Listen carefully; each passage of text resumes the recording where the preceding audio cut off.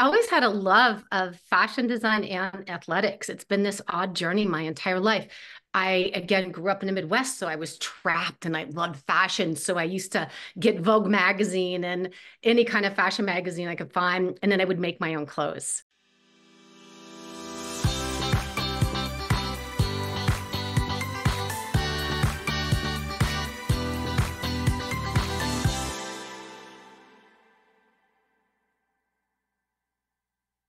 Okay, hello everyone, and welcome to another great episode of Let's Move Canada. We are your hosts, Dana and Luigi from the Canadian Health and Fitness Institute. And on today's episode of Let's Move Canada, we have the wonderful pleasure of speaking with Vice President of Apparel Design at Lolë Brands and co-founder of Epoch Evolution, Nancy Taylor, about what inspires her in life in general and what being healthy means to her. Now, before we introduce Nancy, let me start by saying that this podcast is brought to you by the Canadian Health and Fitness Institute, whose mission is to make Canada the fittest nation on earth by 2030. Now, to this end, of course, we have this podcast, which aims to raise awareness about physical and mental health. And now, the moment that we're all waiting for, Nancy. We're thrilled to have Nancy today, again, who is the Vice President of Design Apparel at Lolë Brands and co-founder of Epoch Evolution, based in Montreal. And with over a decade of experience in designing for renovating brands like Athleta, Nancy has a deep passion for fitness, wellness, and sustainable fashion. Now, her innovative approach seamlessly blends functionality with style, all while championing responsible manufacturing practices. So let's get on to learn a little bit more about Nancy's journey, her insight on sustainable design, and what transforming the activewear industry is all about. Nancy, welcome, and thank you so much for being with us today. Thank you for having me too. I'm so excited. Perfect. Yes, thank you so much for being here. So our first question for you is, where did you grow up, and was health and fitness and movement, physical activity, a part of your childhood? I grew up in Ohio, and it was an avid part of my youth. I played sports and I was a basketball player. I ran, I cycled. I lived pretty far outside of the town that I grew up in, so that my only mode of transportation was a bicycle. So I was determined to see my friends, and I rode my bike everywhere, and I continue to cycle. So I grew up in the Midwest, and then I made my way out to California after college, and I've stayed there since. What made you go to California? That is a very long story, but a relationship. That's the short answer. Oh, okay, okay. Oh, beautiful. And was it during that time that you discovered your interest in apparel design? I'm very interested in learning how these parts started to kind of come together for you. I always had a love of fashion design and athletics. It's been this odd journey my entire life. I, again, grew up in the Midwest, so I was trapped and I loved fashion. So I used to get Vogue magazine and any kind of fashion magazine I could find, and then I would make my own clothes. So I've always had this kind of nod of things because I wanted something that was really cool and unique. And I was, stuck before the era that you could order anything that you wanted. And so I had to make what I wanted. Did you start making your clothes? Sorry, Luigi, did you start making clothes when you were a child? I did. I always made my own clothes. Yeah. Oh my, wait, you had a sewing machine, or what did you have? I had a sewing machine. My mom taught me. She Oh, would that's buy cool. fabrics for anything I wanted to make. So I would find things that I want to, and she would buy the fabrics. So I was kind of self-taught. I love that, because I always wanted to learn how to do that as a child, and I did have a sewing machine. I don't think it worked very well at all, but I would come out with like nothing was wearable. Let's just say that. No, you could not wear any of it. But I think that is so fun, and I totally I would have been all for that if my Yeah. mother I was had a your few that mother. weren't wearable. I had a few that weren't wearable. I had some that were great and some that weren't. That's how you learn how to get better and Yeah, Oh, continue. no. that's how you learn. Was your mother, like, she was a seamstress, or how did she know how to do that? She just grew up sewing, and she knew that. She was actually knew how to tailor, like the fine old art of the hand tailoring. So Wow, she really taught me a lot of it. But no, she was a florist actually by trade. So There's really a cool. lot of creativity. I recently got a sewing machine myself, and just like you, Dana, some things are wearable, things, I'm in the process of making a little tote bag. I figured that, a tote bag can look like anything nowadays. So let's see what's passable out there. I didn't So know that. That's fun. I didn't know you were doing that. That's yeah, really we're fun. lots of YouTube videos. So Nancy had the pleasure of having her mom teaching her. I'm trying YouTube videos. Let's see how far that gets me. Oh my gosh, That's that's awesome. that's really fun. So tell us about your early career as a designer. Why did you get into the career all to begin with?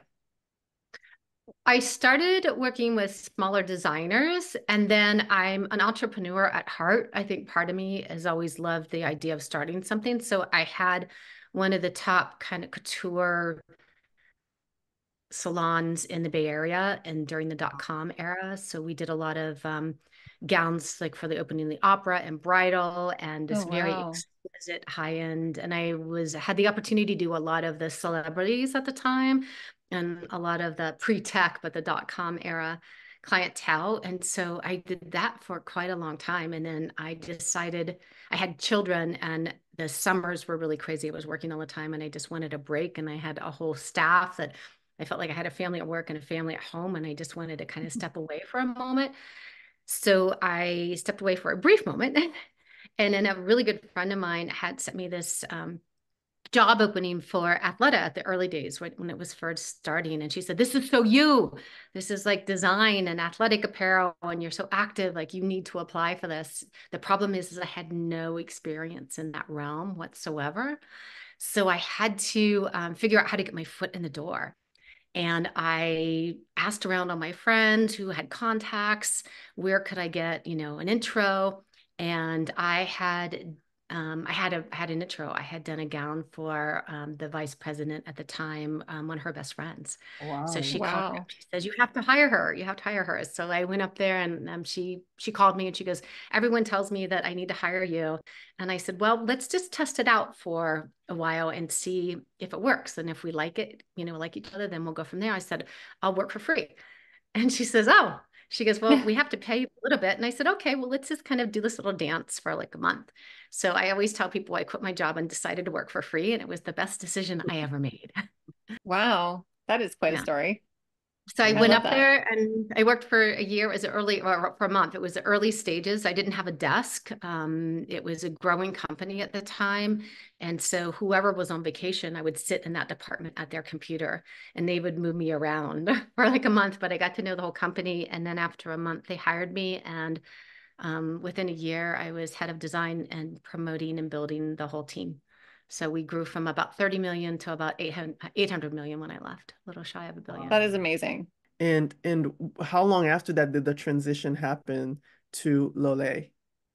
So I did, I actually met them. So in the early days with Athleta, we would carry third party brands because in categories where we didn't have enough volume to do the minimums. So we actually sold Lolë jackets. And I have one of my favorite ones I still have from that time frame. And then, so I always knew of them and I followed them and I loved their feminine styling. And then when I left Athleta, I went to Gaiam and I launched their apparel, then they sold. And so I had this moment of time where I thought, oh, I should start my own company. So I launched my own company. But in the meantime, when you are an entrepreneur and launching your own company, you also have to consult and work for other brands because the income level is pretty low when you first start out and you want to put everything and every penny into your building your brand. So I was consulting with different brands and they were looking for a new head of design and to reset their brand during the pandemic. And so my name got put in the hat. And I think they had originally tried to buy Gaiam when Gaiam sold, but they weren't able to execute on the acquisition. So then somehow my name had been kind of put around there. And then a few years later, they contacted me and it was a perfect project for me because I loved the brand and I knew what to do. So we actually worked virtual for the first year and a half because everything was shut down during the Oh pandemic. wow. Oh, So wow. I put together a team of contractors. And what was great about the pandemic is that all the tools and the modernization of how you work virtually were Mhm. there. We use a Mhm. tool called Miro, which is a whiteboard cloud-based system. So everyone can be in there at the same time and kind of see what you're doing creatively. And with the advancements in Zoom and Teams and all the other meeting tools, we were able to do that during the shutdown. We had to do fittings with masks on Oh, and crazy. virtual Yeah. fittings. It was kind of crazy, but I got connected with them and I love them. This is my space that I love. The team that I work with is incredible. It's some of the best unique thinking minds that I've had the privilege in my career to work with. And we can work with other designers and creators that don't necessarily have to be tied to a region. You can pick the talent from wherever they live and wherever they sit versus hiring them either specifically in Montreal or specifically in San Francisco. Another great thing that happened with the pandemic is just you can Hmm. get to work with great minds from all over. Exactly, Right. exactly. Revolution there, a little bit of online communities and workplaces. So we noticed on your website, on Lolë's website, all these different factors when it comes to apparel, like sustainability and eco-friendly, and you have a certain type of, I think it was down, vegan down or something. You can tell us more about that. So what qualities are important to you when designing the Lolë apparel?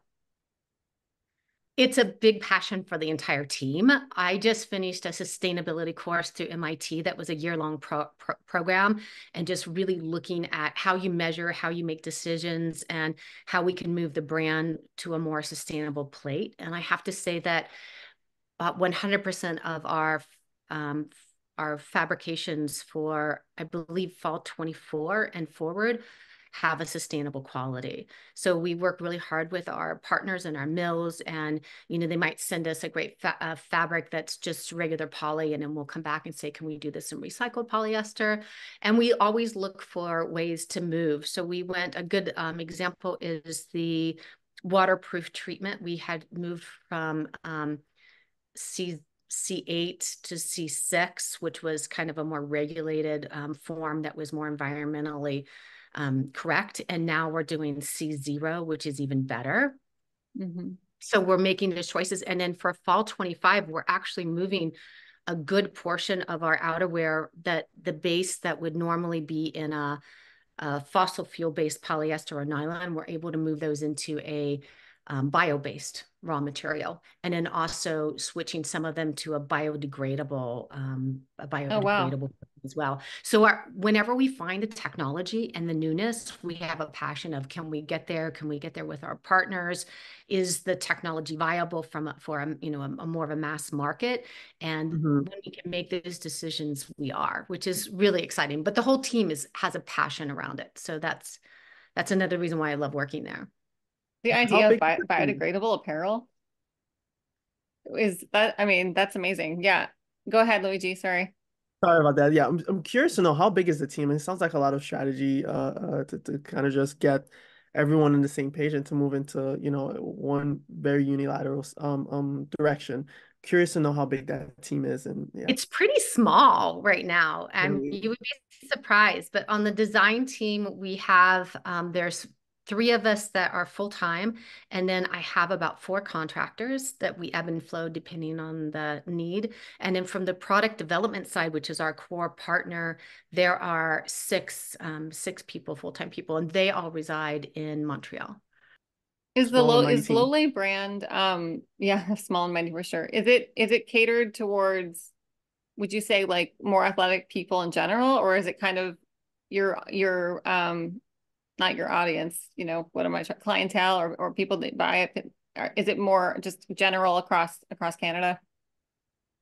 It's a Canada and in the US. So it's more, I think it's the cross between athletic and athleisure, the athleisure coin, but it is that kind of the core apparel for your active and functional life. So it can bridge the activities and also go into travel and work as well.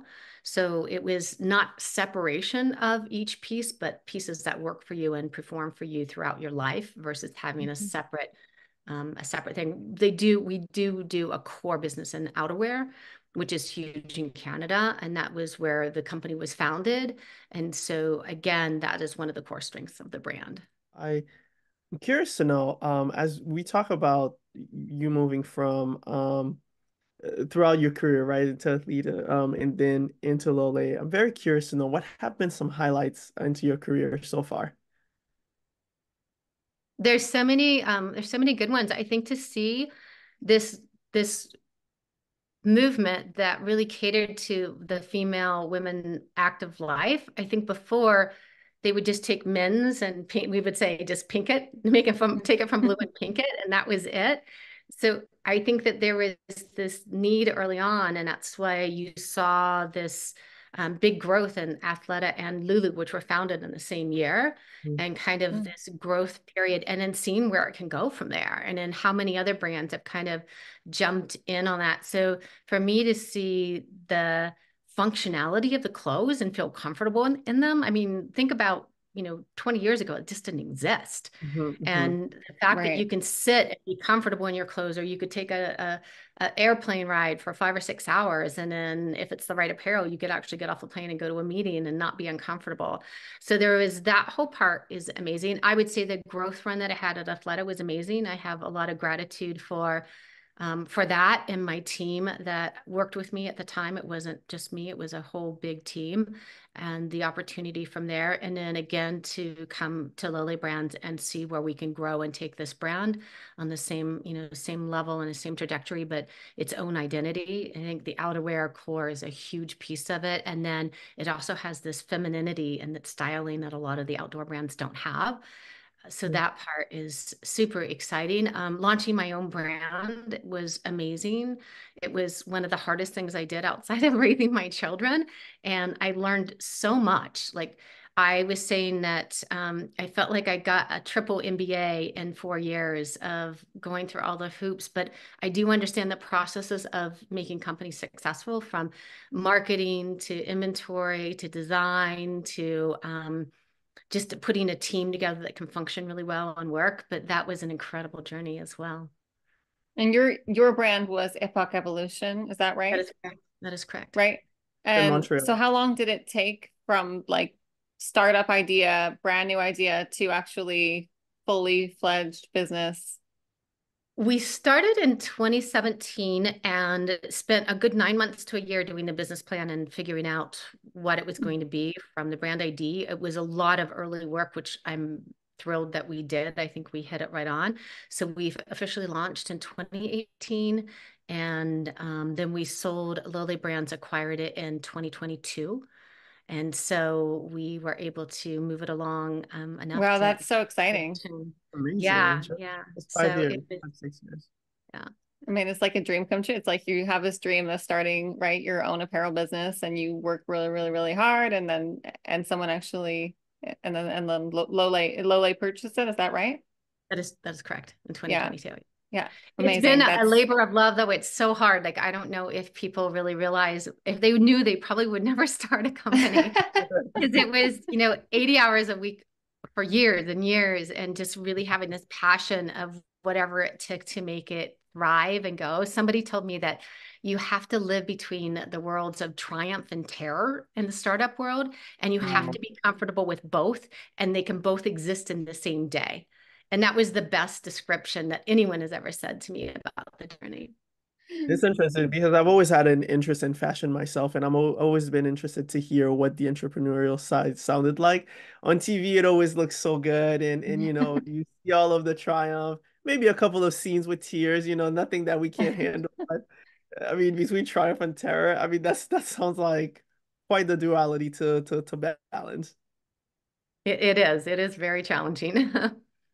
It's And like and Project Runway. Did you ever watch Project Runway? Did you watch that I one? did not. I think it was too close to my life, so I never watched it. I totally understand that. I totally understand that. That's funny. I never and actually saw it, but I thought Luigi probably have seen it.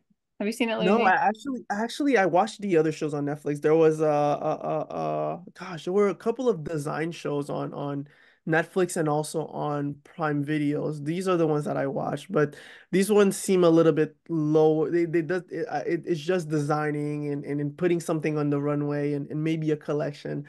What Nancy is describing here is that plus the business side, developing a business, growing a business, Mm-hmm. and getting it to a point where it's acquired, right? So yeah, but these shows in and of themselves are already so intense. So again, I can Very only intense. imagine, right? I can't. Yeah, exactly. But I'm so glad you kept with it and I mean, Lolë, everything I saw on the site, I love, and I live in athletic wear. Like I would wear nothing but athletic wear every day if, if I could. Um, I love it. So we're so glad that you came on and told us your story. What are some of your hobbies outside of apparel and designing? I'm an avid cyclist, so I spend a lot of my downtime, especially on the weekends, doing trips. I'm planning a trip to Croatia in September. Oh my So I do a gosh. lot of, yeah, so I do a lot It's of, packing everything and riding on your bike. And I've done several trips down the West Coast. And so it's fun to be able to do an international one. I ski in the winter. That's how I can pass the winter time. And I love skate skiing. So that's a new hobby that I picked up about 4 years ago. It's one of the hardest physical things I've ever done, but it's amazing. It's like running on snow and being out in nature. Um, I am a mother of two boys that I just finally got through college. So oh, that's not necessarily amazing a hobby, but a love, passion, and a lot of my for time has sure. gone to that. And I just finished this course. So this last year has been really spent on a lot of focus on what is sustainable, how do you measure it, how do you go about making the right choices through life. And from circular economy to how you communicate around that. So that's Mhm. been a big focus of mine and a big passion. I'd love to change how we look at the apparel industry. I think it's something that is definitely needed and being brought up in topics of conversation these days. So for me to have more education around it and how to make more informed decisions has been another big passion where I spent a lot of time. So all my free time went with that last year. Right. No, that would be very interesting. Where in Croatia are you going? We're starting on the north coast, so just on the other side of Trieste from Italy, and then we're riding all the way down the coast to the islands. So it's about Oh, two and a so half pretty. weeks, and we'll do about 70, average 70 miles a day. So I can't wait. 70 miles a day? Yeah, some days are a little shorter, but yeah, yeah. Oh my gosh. That is amazing. I think Croatia's Wow. one of the most beautiful countries I've ever been to. It's so gorgeous. I can't imagine biking 70 miles in a day there. I mean, anywhere. But Alone a few that's days. amazing. Good for you. So you were very active. How often do you do these bike trips? I try to do a big trip every fall, and then we'll do some smaller, just some smaller ones with, where you carry your gear because you have to get used to the weight. So I'll do like a couple of those in the spring and the summer that are maybe like 2 or 3 days, and you get used to it. But I cycle a lot. You have to cycle to get prepared for it. So I would say I'm on my bike 4 to 6 days a week. I get Really? up early. Yeah, I get up early. I do it usually before work and kind of put the miles on. And on the weekends, I Wow. do longer ones. But it's my therapy. I get to ride with my girlfriends, and I'm outside breathing, and it's the thing that calms me and centers me into this world. So it's my Oh one of my my favorite. gosh. Whenever I work out in Lolë apparel, I'm going to be thinking this designer is biking 70 miles today Somewhere. Somewhere. somewhere in the world. That's so cool. Oh my gosh. We have one last question for you, and we ask this to everyone. And with what you've shared with us so far, I have a feeling it might do a little bit with sustainability, but or maybe not, right? But what would you like to see Canada focus more on when it comes to health and wellness?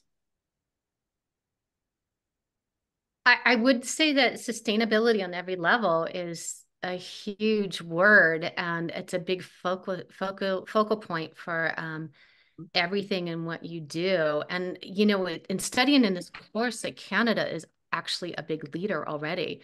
I feel like there are just strides beyond where we are in the US. There's more of an emphasis put on the choices from, just simple things from packaging, communication, the mandates. Um, they're leaders in a lot of the policy changes that have come worldwide. So that part is very refreshing for me. But I would say that even how we, in a word, it's so broad, just sustainable. Like, how do we function every day? Like, how do you go through all the mass content that you take in. And when you're in front of a computer screen all day and how you have all the media, put out, like, how do you live your life sustainability, even with all that information coming in?